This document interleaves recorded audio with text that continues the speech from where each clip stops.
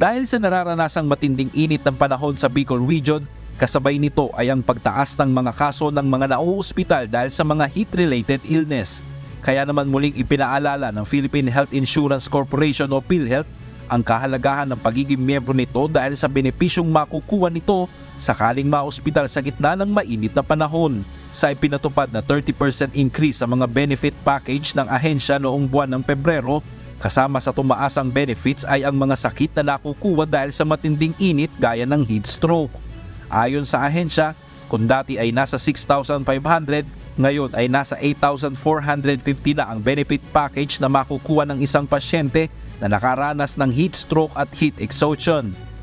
Lahat ng packages namin ay in-increase across the board ng 30%. So, basta kung magkano po yung dati niya, halimbawa yung dati na is 10,000, that's plus 30%. Sa isinagawang press conference ng PhilHealth kahapon April 30, sa bayan ng Daet sa Camarines Norte, inihayag din ito na may mga ilang mga sakit din na mahigit sa 30% ang itinaas ng benefit package.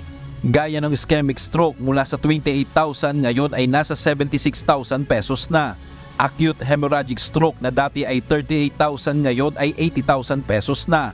At high-risk pneumonia na 32,000 noon, ngayon ay 92,000 pesos na ang benefit ng isang pasyente.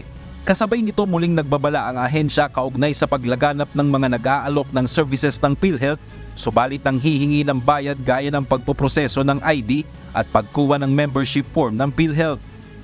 Maraming nag-avail yan yung online. Nung may nagkasakit na, yung PhilHealth number niya, fake. Sayang, ibinayad mo. Fake pala yan. Samantala patuloy ang panghikayat ng PhilHealth sa mga Bicolano na magmiyembro para sa mga benepisyong medikal na maaari nitong mapakinabangan sa hinaharap. Brian Baldarahe, UNTV News and Rescue. Diyos ang aming sandigan, serbisyo publiko ang aming pinahahalagahan.